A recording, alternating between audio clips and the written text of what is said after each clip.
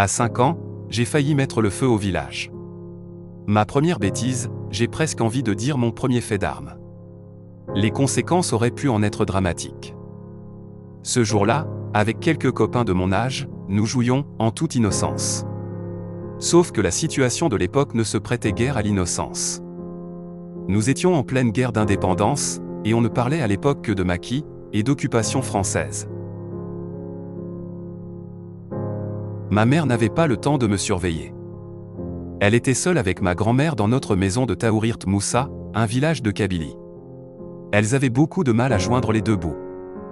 Ma grand-mère avait une force de caractère extraordinaire. C'était le pilier de la maison, qu'elle gérait et organisait.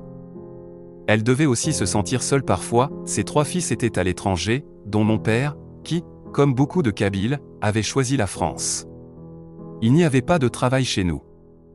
Il envoyait à ma mère l'argent dont nous avions besoin. C'était l'essentiel de notre revenu. Enfant unique, ma sœur est née l'année qui a suivi l'indépendance, j'étais, on l'aura deviné, turbulent. Ce que l'on appelle un gamin difficile.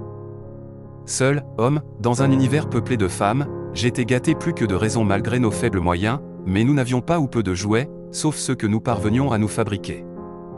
Il nous fallait être imaginatifs et inventifs. Il faut avoir vécu cette période pour mesurer la tension qui régnait dans nos villages de Kabylie. Si, pour nous, les enfants, cette guerre était une aubaine, puisque nous disposions d'une liberté presque totale, les adultes n'ayant pas le temps de nous surveiller, pour nos familles, pour les hommes surtout, c'était l'occupation, l'humiliation. Il y avait les maquisards. Il y avait les Français. Pour nous, la ligne de partage allait de soi, d'un côté les gentils et de l'autre les méchants. Je voulais être comme les adultes que je voyais conspirer à voix basse. Je les enviais. Je voulais jouer, aux grands, faire tout ce qui était interdit aux gosses de mon âge. J'étais un moudjahid. Un combattant, malgré mes 5 ans. Ce jour-là, donc, j'étais parti avec ma petite bande.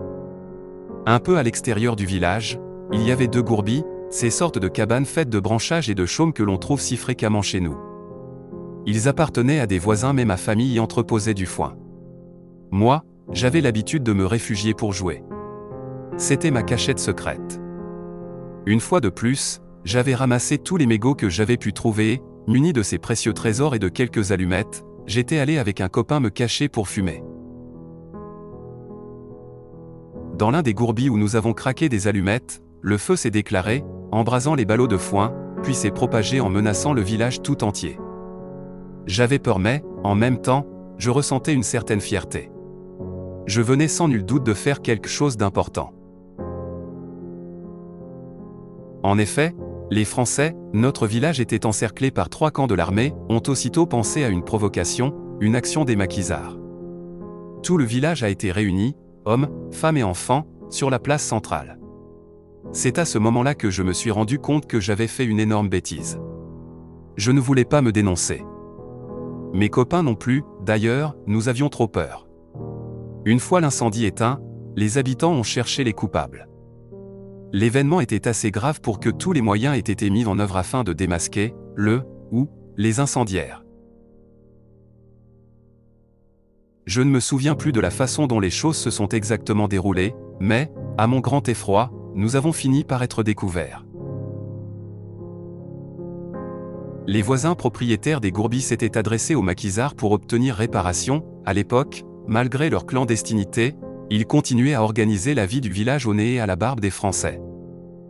Chaque fois que cela s'avérait nécessaire, ils rendaient la justice. Et leur décision était absolument sans appel, personne n'aurait osé s'opposer à eux. Ils sont donc venus chez nous et ont demandé à ma mère de leur livrer le coupable, dont ils avaient appris le nom, afin de le juger. Ma mère est allée me chercher. Je n'étais pas bien grand et elle m'a installé sur son dos, comme les femmes le font chez nous. La voyant revenir apparemment seule, les maquisards, un peu énervés, lui ont demandé où était l'auteur du délit. Là, leur a simplement dit ma mère, et elle m'a désigné du doigt. Ils s'attendaient à voir un adulte, ils ont découvert un petit bonhomme de rien du tout. Pris d'un fou rire, ils ont eu cette réflexion, des gosses comme ça voudraient-ils incendier des villages ? Ils sont l'innocence même. C'est cette innocence qui m'a sauvé d'une raclée certaine. Je m'en étais, cette fois-là, plutôt bien tiré.